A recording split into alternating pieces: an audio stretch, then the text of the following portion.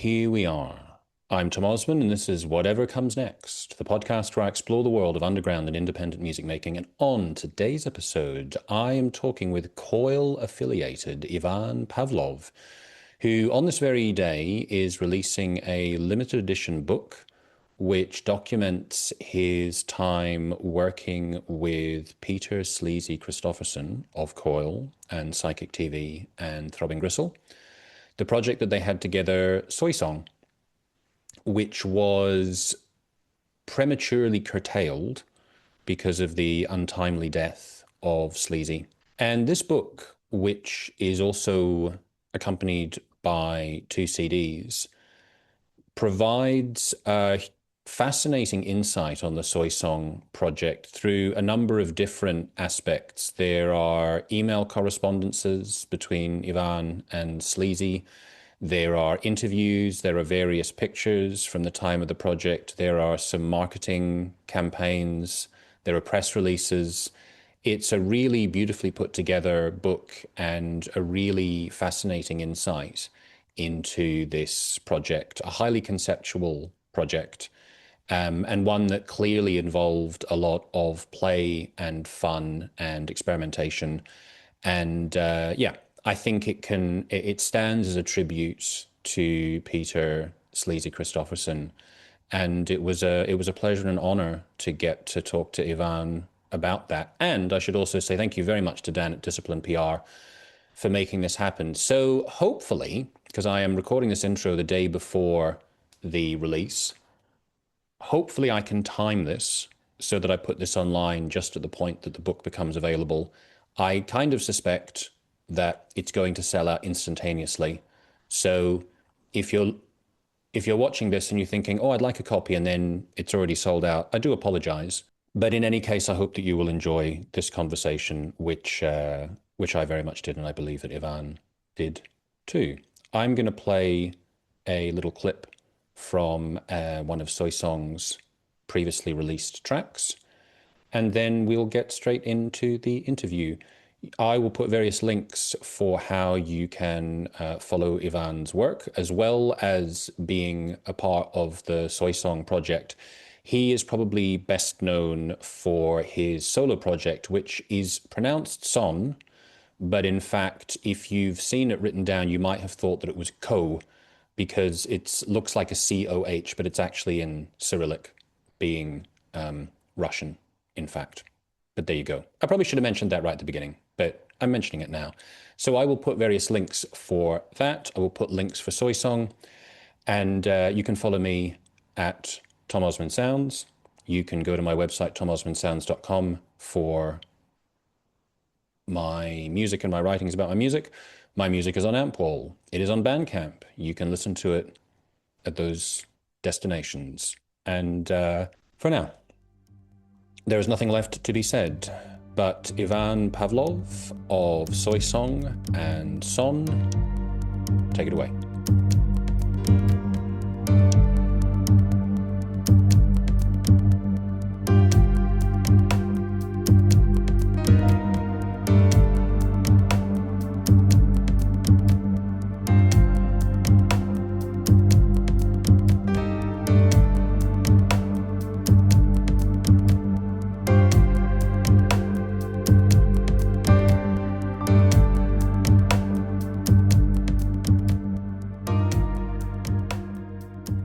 So we are, of course, here to talk about the latest Soisong release that you're putting out, right? A book alongside 2 CDs.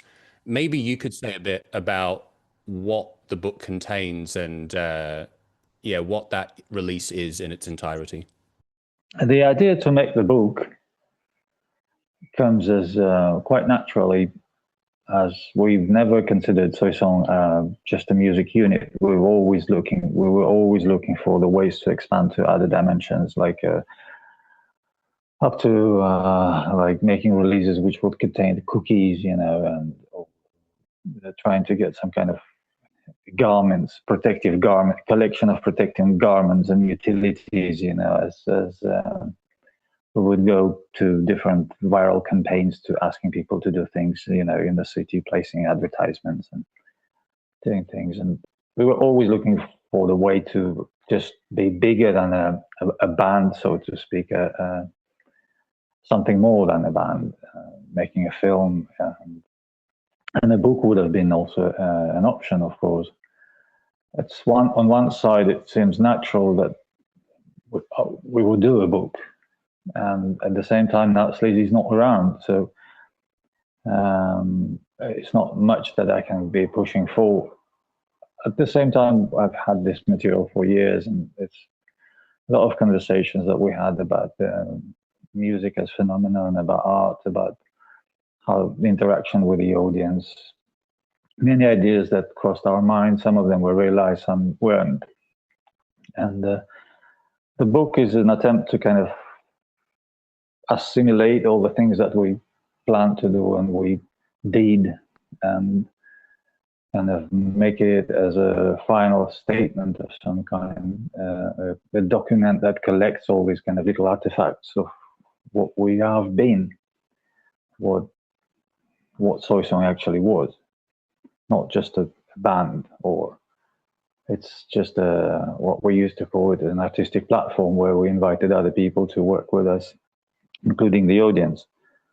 And I think now that technology provides the possibility to just upscale images so that they can be printable, it made sense to do this. And so I did it.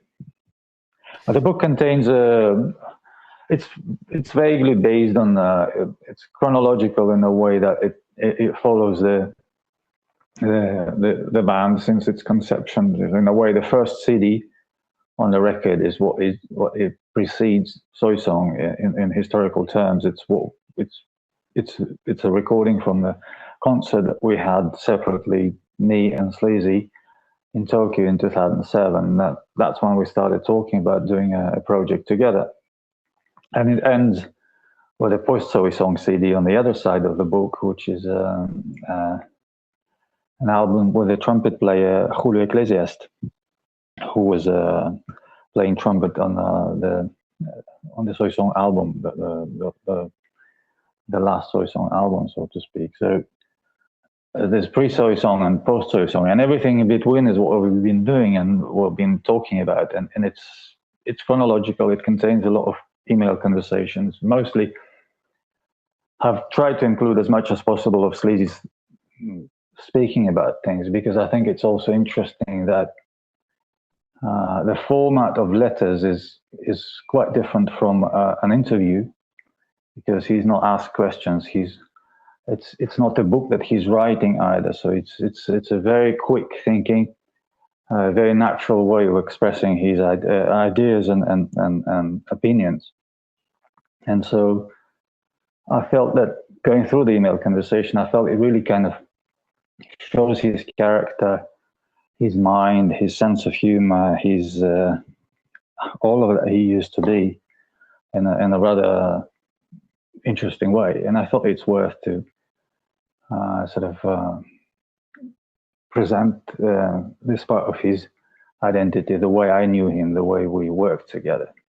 So these emails included there as a time base for the book, for the narrative, and then all the kind of images that we've taken with our old-fashioned telephones back in 2007, 2008, 2009, plus a couple of interviews, some manifestos, crazy ideas, some photographs that were sent in by the audience, some fake images that we have produced during this another campaign, some reports about the activities after Sleazy's death, and it's a collection of artifacts that there's no words from me. I didn't write a preface or anything at all. It's just a very dry, very as-is collection of documents from the time.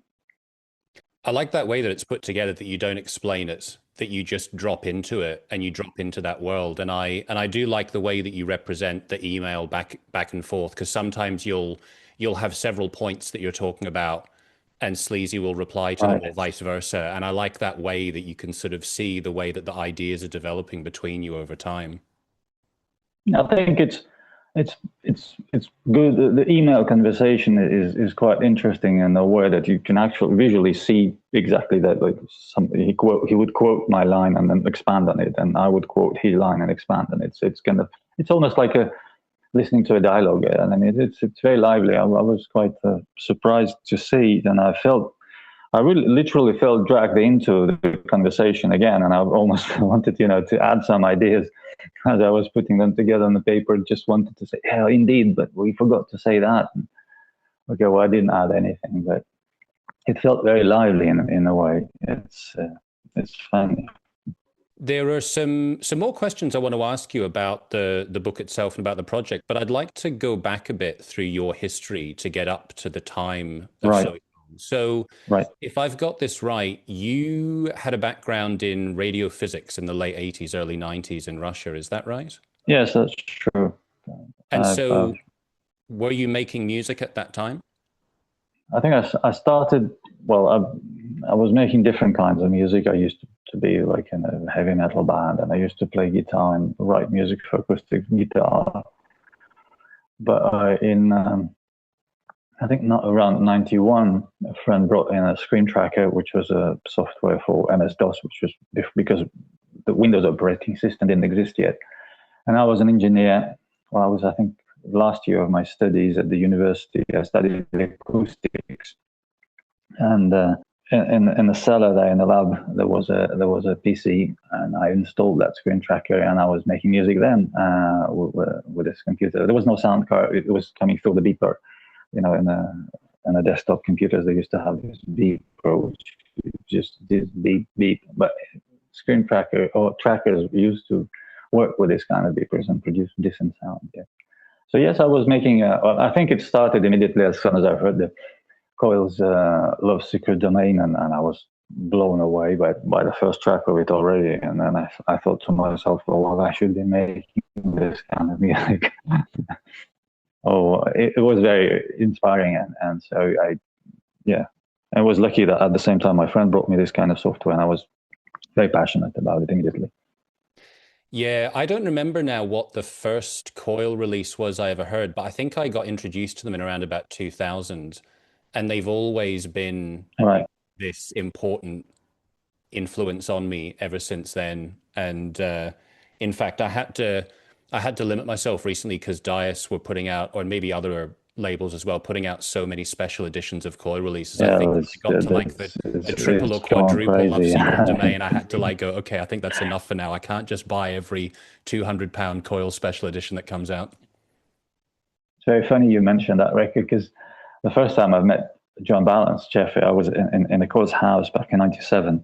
He'd opened the door to me with a kind of Coil vault where all the records, everything they released was, and he asked me, what do you need any records that you don't have? Or choose what you want and just take it. And I was kind of confused. I didn't even know what to choose. And he said, do you want the Love Secret Domain vinyl? And I said, well, I have it on CD. No, I'm fine, thank you. I didn't take it, which is quite the opposite of what's happening now. Everything is released or re-released on so many different formats of vinyl. I don't know. Yes, it's funny. It's funny that you mentioned that. So you mentioned there that you ended up at their house in 1997. So this would have been a couple of years after you moved to Sweden. Is that right? Right, exactly. I moved in 1995, yes. In 95. And so I think you kept studying there. So did you already have a career, or you had specific career plans at that time in engineering? No. I ended up in Sweden quite accidentally. They invited me for a project for which there was money, and participated in that project. And then I was offered a postgraduate study with my professor in Sweden, and which I've accepted a little later. But I found a summer job, and this summer job offered me a permanent job, and we kind of got stuck there, me and my wife to be, and so we somehow ended up living in Sweden for another 20, 25 years. I didn't have plans. I didn't know what I would be doing, but I jumped off the PhD course halfway, because there's an intermediate degree in Sweden, and continued working for a company that was making software, and for about 20 years after.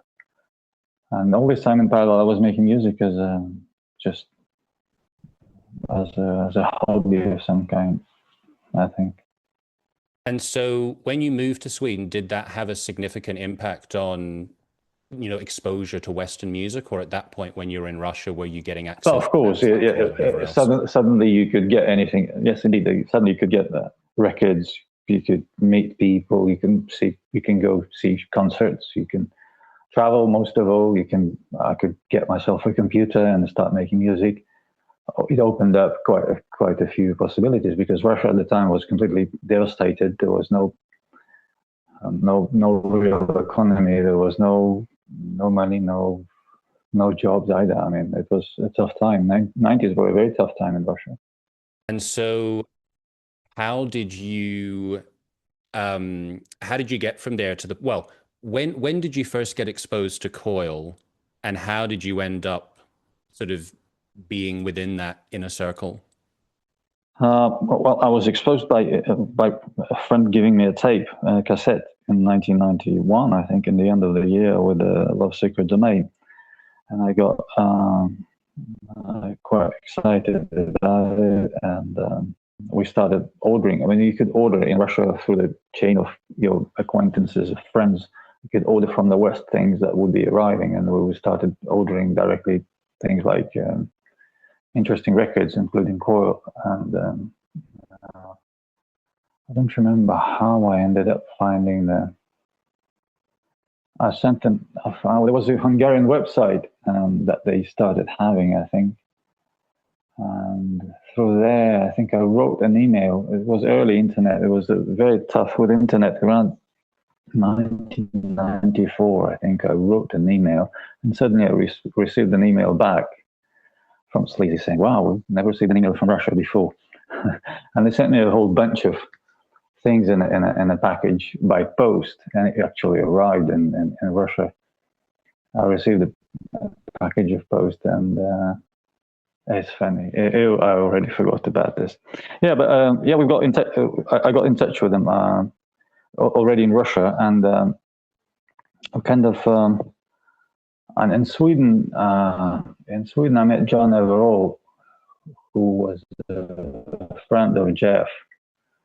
We started seeing each other. Oh, I started coming to England to see John, and that's where I've met the Panasonic boys, like people like Jimmy Tenor, and one day John Everall was talking to somebody on the phone, and he just said, "You want us to talk to Geoff?" And I said, "Like Geoff who?" And he said, "Well, it's John Balance." And I was like, "Wow, would I talk to him? What do I say?"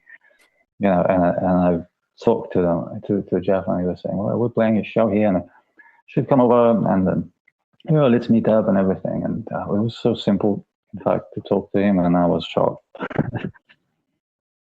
So yeah, well, that's how it all started. I've started visiting London quite a lot. I've spent a lot of time. I used to stay in a squat of Panasonic, Mika Vainio and Ilpo, who had this magnificent spot at Oval in London. And every now and I've visited Coil's house, and they give me tons of records to carry home. I'd go for a walk with the dog once in a while, and yeah, it all somehow developed into a friendship, and we become friends. And then later on, I showed them my music, and they liked it. We did some records together, or some songs together. Not really records together, but some songs together, which I kind of invited. They were very kind to me at all times. Very, very generous. Very kind. Yeah, so I understand that you had releases that were put out on their Eschaton label. And I think you were also involved Right. with the ANS optical synthesizer Right. project. Right. Tell me a Yeah, bit that's about true. that, because that's an intriguing piece of equipment. How did that come together? But we were going to play a concert in Moscow. I think it was 2001, if I'm not mistaken. 2000 or 2001, I don't remember exactly. It was Geoff who insisted that I should come along. I think in Russia, everybody was excited about them coming over. So they've been introduced to a number of people. And the whole thing, I think the meeting with ANS was put together through Andrei Smirnov, who was head of the Theremin Center in Moscow, which got a massive archives of theremin. The scientist Leo Theremin, as he is known in the West, and that's where we got in touch. I think with Krejci, the guy who was keeping the ANS. And one day we just went to where this ANS was, and we spent a day there drawing on this tar-covered glass board and seeing what it comes out of it. It was a lot of fun. Geoff was painting all these kind of magical drawings, and it was quite funny. Yes, it was a good day. Yes, it was a very interesting experience because the machine turned out to be very mechanical. It's not like a synth where you turn little knobs. It's like you really rotate the wheel to make this board move, and it smells, and it's like it's a real thing. It was built 1953 or something like that, and it's quite fascinating indeed. Yeah. I was reading the notes on one of your recent records on Radiant Faults, and you were talking about this idea of a celestial entity. And I was wondering, was there any sense of that when you were working with the ANS? No, it's almost you rather feel almost grounded. There's something earthy in it, very, very primal, very sort of primitive. The machinery is heavy, and it doesn't feel celestial at all. It feels like something that was dug out from the ground. It's like the great old ones, rather this kind of thing that comes from under the ground, and that's my impression. It's it feels ancient. It feels like an instrument that has been used by previous generations somewhere in a mine somewhere. Yeah, that's a fascinating insight. Going back into the book then, so in the email exchange that you've got, I think it starts in 2006, and you're having a conversation about, at that moment, I think two different projects, one which would end up being Soisong, and there's another project that you're talking about at the beginning, I think possibly with a Japanese singer. I don't know if I've really quite got that Yeah, right. we refer to it as Akemi project, yes. So is that where you decided was kind of the marker as the birth point for what would become Soisong? Well, the Akemi project essentially is we didn't know what to do with the material that we recorded with her voice, with Akemi's voice, and only after we've done the Black Album, let's call it the Black Album, where we worked with artificial singers and artificial voice, we kind of got comfortable with the idea of using the voice as a part of Soisong sort of vocabulary. And we've decided that we'll make an album out of this early material, and it actually can be a Soisong album. And we were looking into working on that. But then things have gone a little difficult for Sleazy, and he's been very busy, and we had to take a little distance from Soisong, both of us eventually. And then he died, so I had to finish this record on my own. Yeah. Which I did and released it. One of the incidental things that pops up in your emails and goes back to what you were saying about the emails giving an insight into Sleazy and his thinking and his ideas and his humor. One of the bits that popped out to me was in an early email exchange where he says that, I think it's even before you've come up with a name, he says, "Oh, I'd like this to evoke the sense of the female orgasm in the music." How much was that an idea that sustained itself as the project continued? I think that what we were talking about is actually the live. I think he was talking about the live shows. How he's.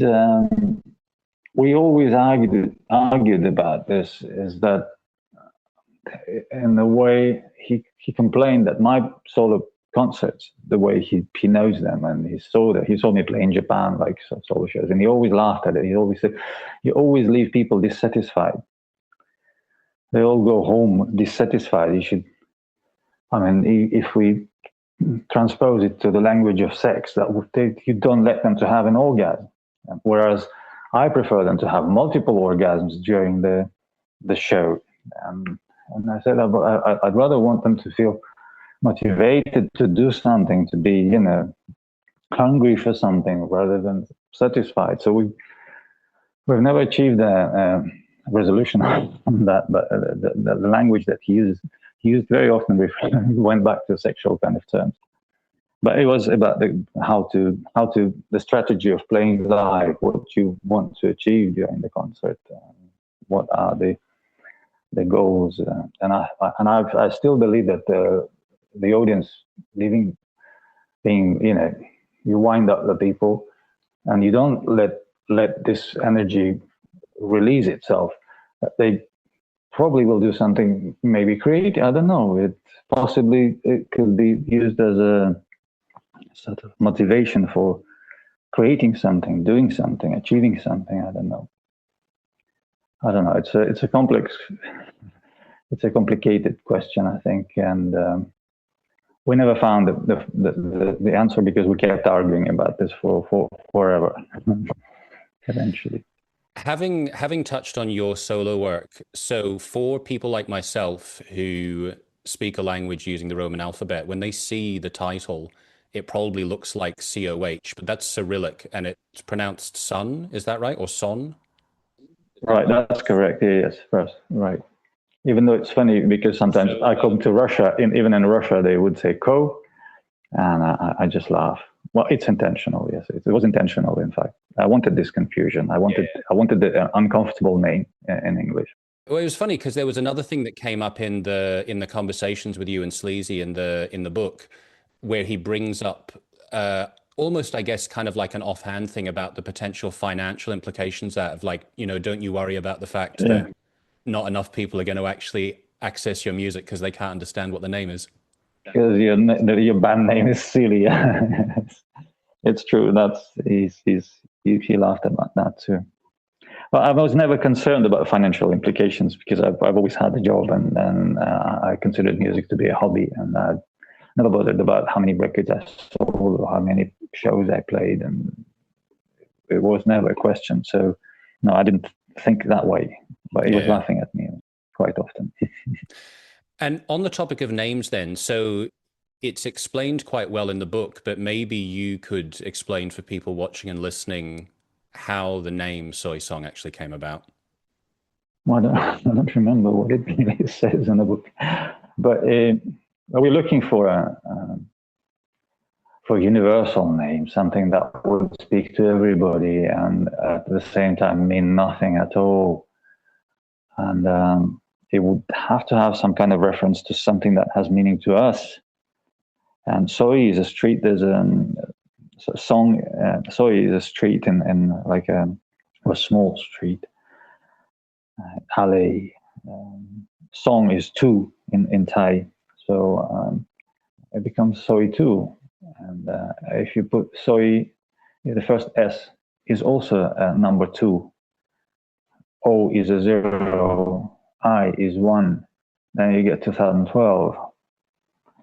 So Soisong eventually decodes, or can be encoded as 2012, which was the deadline we put for ourselves as a existence of the project. We've decided that we operate not with a date when the project started. We should operate with a date that the project will end, and we should project our activities in that will accounting for that deadline, and we should focus on doing what we need to do and how we should end it. We would have probably ended with the book like we have now in 2012.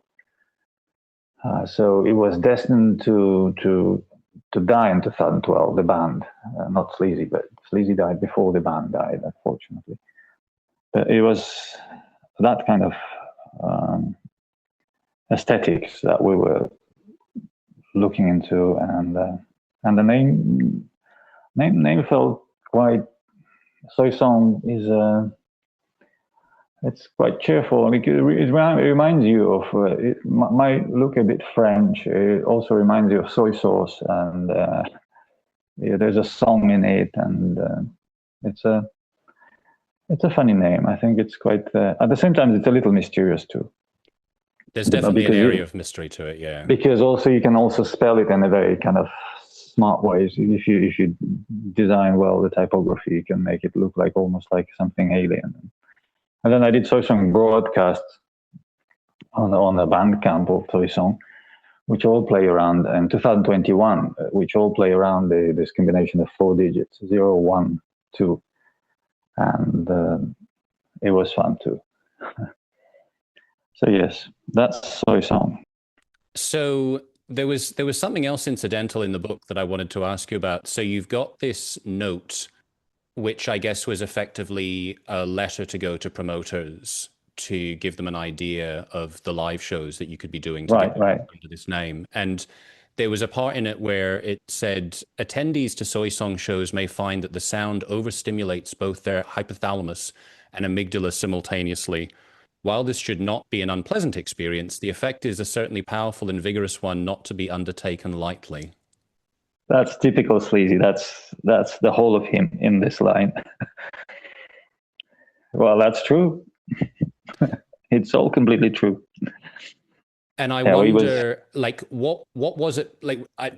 To me, Coil always have a certain mysterious, esoteric, magical aspect to them. Right. So I'm sort of wondering, was there something that you can sort of put into words that is the foundation for that notion of what it was in the experience that could be so overwhelming? Well, we've been toying with this idea. I mean, we've taken it to kind of a more neutral territory where first we wouldn't, the idea was that we're not even the members of the band, that the members are kind of virtual creatures, and Sleazy was seriously considering making dolls. He got into doll making in Japan, and he was wondering whether we could try and make dolls on the stage so that we don't need to appear there at all. And that slowly evolved into, as we moved further towards artificial singers, that the singers should have no gender and no age, and eventually could not necessarily human. And so this kind of X-Files kind of vibe, it's not even X-Files, I don't know, it's some kind of extraterrestrial mystery where you don't know where the music comes from, whether it arises from the past, whether it's or from the future, or from another planet, but the general feeling that I always had with Soisong, and I've tried to sort of maintain, is some kind of nostalgia for the future. It's like sort of a nostalgia for something which is about to come, and possibly not when we will leave anymore. Possibly when we don't leave anymore. But it's nostalgic, but not for something that has been before. We try to kind of avoid too many cultural references altogether. So I don't know. It's toying with the idea of being timeless, earthless, or humanless, but at the same time warm and organic and lyrical and nostalgic for the future. On the topic of aliens, one of the things that I thought was great in the book was the documentation of, I would say, a pretty unique marketing campaign that you had for the album XAJ3Z. Can you tell me a bit about that? Because that sort of brings in this notion of an alien artifact. I'm wondering how did you deploy that at the time around the release?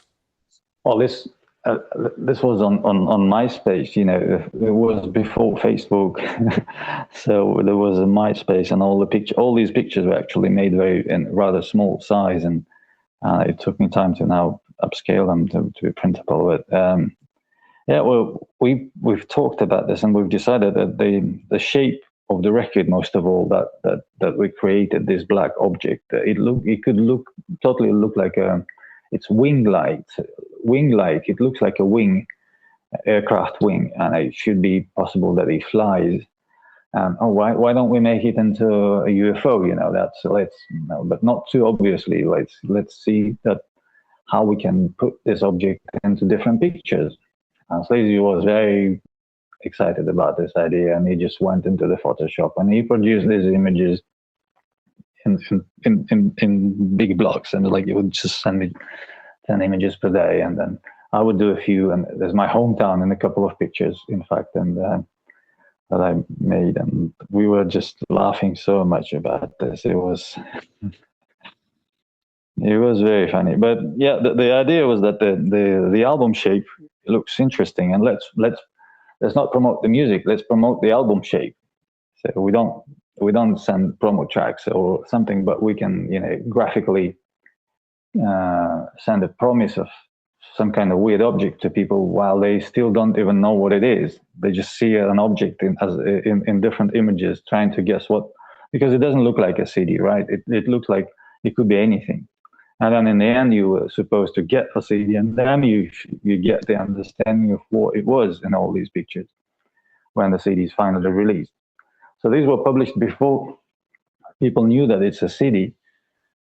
It was just to create some kind of tension and mystery, confusion, where people are puzzled and they wait for kind of a resolution of this puzzle, and finally it would have arrived as a release. Yeah, I love it. That It's was very inventive. a So lot of fun.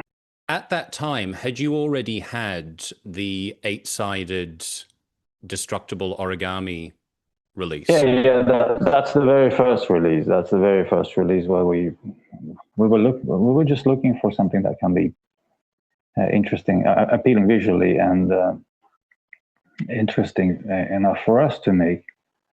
And when I was wrapping paper around the CD, I just realized that it would be so much easier to wrap paper around the CD if it was octagonal or square. The square is too small; it doesn't fit that much music. Octagonal, it fits sensible amount of music and still has the right kind of angles to fold paper. It came very naturally that the CDs just have to be octagonal. Sorry. And Sleazy was excited about this. Yeah, let's make octagonal CDs. Oh, because they're hard to play. You see, you cannot put them into a Mac because all the slot players will have problems with them. They will get stuck. And we issued a warning to people: please do not use this. And yet, some people did. It was fun. Everything we did was quite a lot of fun. Yeah, when I look through the various different physical forms of the music, I mean, even not just the physical forms, but just the way that you chose to make everything available, it's also inventive. Like I think you had one release where it came in a Walkman, and in some cases the Walkman was glued shut, so you couldn't take the CD out of it. All of them, all of them. This is the release that I made already when Sleazy died. The first concert that we played with Soisong was in Bar Bonobo in Tokyo. Our good friend Seiko Ichi, who runs the bar, and in 2012 I wanted to have a farewell party at the same place, so where the band would cease to exist in 2012. So I think it was, I don't remember. It must have been 20th of December 2012, 2012. Yeah, I booked the date and I went to Tokyo and we made this party. And at this party, we released in Bonobo this edition of, I don't know how many, I don't remember, 21 recordings of the concert at this bar, the first concert of Soisong, in CD Walkmans, where both the CD compartment and the battery compartment are sealed so that you can only play it while the batteries last. And also the power socket is sealed, so you cannot really connect it to power. So, I mean, eventually you would have to, if you want to listen to the CD after the batteries run out, you can possibly break the battery compartment, or you can break the whole Walkman and take out the CD and use it as a CD. But the idea was something that you can no longer use after a while, just like Soisong, which lasted only until 2012 and no more. Yeah, that's fascinating. I forget what it's called now, but there was a book that Bill Drummond of the KLF wrote a while ago, and he explored various different interesting, unusual musical projects. And one of the things I remember from that book was there was I think there were a few of them artists. I forget where they were, but they made vinyl that was actually on ice. So the records were frozen. Right. I don't know how, from a practical point of view, you actually can play them before they melt, but I thought that was another fascinating impermanent idea for music. Yeah. Well, it is. I've had somebody made a replica of an LP with the glue, just pouring glue over the vinyl, and then you can play the glue copy, and it deteriorates rather quickly because the glue does not shave and stuff. Yeah, well, I mean, there's still, I believe there are possibilities to make interesting things in media, where sound media, and altogether in music. So I'm feeling quite optimistic about the future. Let's say nostalgic and optimistic. Yeah. And so from that point of view, thinking about what you're doing, whether it's the Soy Song project or with Sun or anything else that you're doing, how do you feel in general about the options when it comes to different formats of vinyl or CD or cassettes or things being digital? I mean, at this stage, are they all to you just different formats that each have their own interesting creative opportunities, or is there some kind of value, particularly in any of them, that you'd say? Well, CD obviously has an advantage of providing for proper stereo, which the vinyl wouldn't let, because there's always a compromise in phase. But for me, it's not even the media that contains sound; it's more the medium that contains the carrier. I mean, I'm in favor of making the package which is interesting, which attracts attention, which becomes a valuable object in itself. And I wish I could do more records like we did with Soy Song, and so that it also becomes a certain ritual, or it has a value that requires an effort from the listener. And in that sense, vinyl, for example, is far more interesting than CD, because vinyl requires a time to put the record on, to flip it over. You know, it's you're always aware of the object when it's playing. CD, you're less aware. Streaming, you're not aware at all where the music ends. It's I like, maybe I'm old-fashioned, but I like music to be approached with some kind of admiration to. Well, it's like the first CD that we did, where you have to destroy the package in order to listen to the record. It's a bit like it's like a pizza box. I don't know. It's a pun on consumption, and music is a product that's being consumed. And so you buy a chocolate and you rip it open, and you can no longer close it again. You just eat the chocolate and throw away the package. Well, there's a kind of similar idea to that, where you make but it's an expensive package to wrap the CD like that. It's very complicated. It's because it's I'm not going into technical details, but it's difficult. And I would like, in a way, on one side, you're doing exactly the same as a chocolate factory. You're just delivering a record with a package you throw away. But then CD is not a chocolate. You haven't eaten it. You still have it, and you need to put it into something. So that's a dilemma. That's a kind of a choice what you make. And Sleazy was very excited about it. He said, well, that's very good, because people started buying 2 copies at once. And that's, yeah, there's humor that goes towards the material as well. And they destroy 1 copy, and the one they keep unopened, that's fine. So it's a smart kind of marketing solution as well. The second record I made, he asked me not to make something that will be destroyed, and so I made something which is very difficult to close. And it's so I would like to make records that require this kind of effort or attention to how they're presented to you. It's not because I want to do I want to compete with Chocolate Factory. It's just because I think it prepares the listener to what he's about to hear. But it's the same way as you see the chocolate cover. It has a beautiful, thick slice, and you see nuts popping out here and there, and you get salivating already by looking at the cover.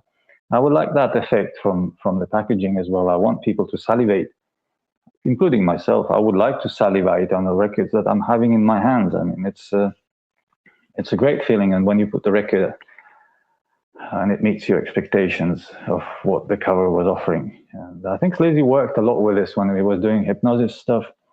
He was quite aware of this kind of, he was approaching work this way. So definitely, by all means, like the whole agency. And I like that. It's my kind of thing. I would like to continue in this direction.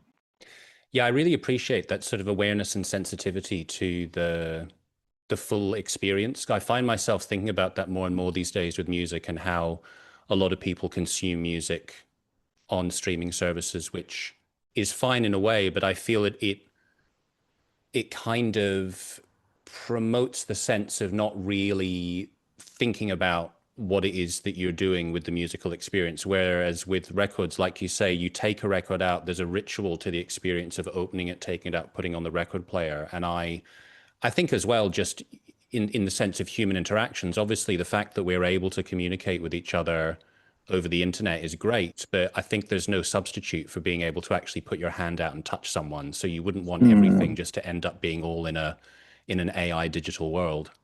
With Soisong, we've been pushing it in all possible directions. It's not just the record covers or design or packaging. Every album title is a password to the website where you type then you get another information, like you put these extra images or some text. If you go to a concert, you get a card with a password as well. You type in that password, you get them from our tour diary where we tried by all means to transcend this idea that music is just music, and that's streaming to you from a telephone. You don't know even. I mean, the playlist is generated automatically, and you don't know the name of the artist. Sometimes, maybe you will look because you liked it, but this music has no face. We wanted not to just give face. We wanted to go as far as possible from music in all directions to make it a complex phenomenon, to make it a world, to make it into a universe where people cohabit, they live together, they make effort together, they share with each other these passwords. It encourages communication between people as well, rather than, cell phone makes you quite isolated from the society. But this was the opposite. We tried to achieve this kind of status of being a cultural phenomenon, or what you call it. Well, in big terms, so to speak, but really transcending just the idea of being a musical unit, being an artistic platform, whatever we could mean, but it's something that can go in any direction we want. I mean, there was we almost came to the point where we were going to ask Grace Jones to sing with us on the stage, because Sleazy had some friends that they could possibly approach her, and etc. Just doing things unexpected, unimaginable, all kinds of anything goes. Really, the motto was anything goes. It's and I think we succeeded in this quite well. We were lucky. We were blessed by a very responsive audience. People were excited. People were exchanging their opinions, their passwords. People were doing things that we asked them for. It was a lot of fun. I don't think I would have ever had any chance if it wasn't for Sleazy to do it, because he was so supportive. Because he would back up anything. He would back anything that is fun. And we didn't care how much it cost, whether we will win money or lose money. It doesn't matter. It was just sounded fun. Let's do it, and we did it. And that's what the book is mostly about. I think it was fun to make the book, and it is about how much fun it was. Yeah. I mean, I think that sense of fun and the creativity definitely comes through in the book. So I'm very pleased for myself that you put that together, because I think it is a very beautiful document for what you did together and to Sleazy. Thank you. Well, I'm happy you liked it. Yeah, I will definitely be one. I imagine that it's going to be available to buy for about 1 minute when it does go on sale, but I will be there Well, to let's attempt to see. get my copy. So, beyond that, then, what can I guide people towards in terms of what you're doing and where to find it? Well, there's a Soy Song Bandcamp, which I encourage everyone to look. There's I've been in 2021. Every month I released sort of a radio show, which was intercepted by humans accidentally, and it's a funny. It's not something you need to pay for. You can just listen to it. It has a format of radio broadcasts with all kinds of interferences and signals.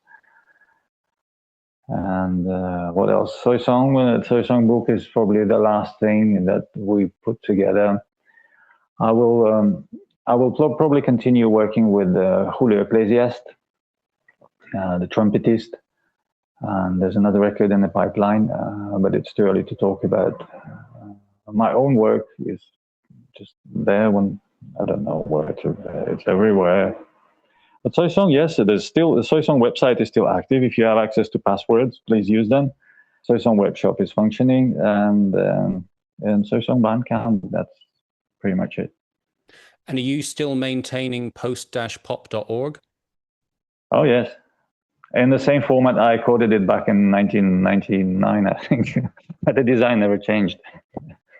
I just changed pictures there. It's a text HTML. But I add a little to it once in a while. Well, Ivan, thank you so much for your time. It was a real pleasure to meet you and get to talk to you. Well, thank you for good questions. It was fun. Thank you so much. Until next time.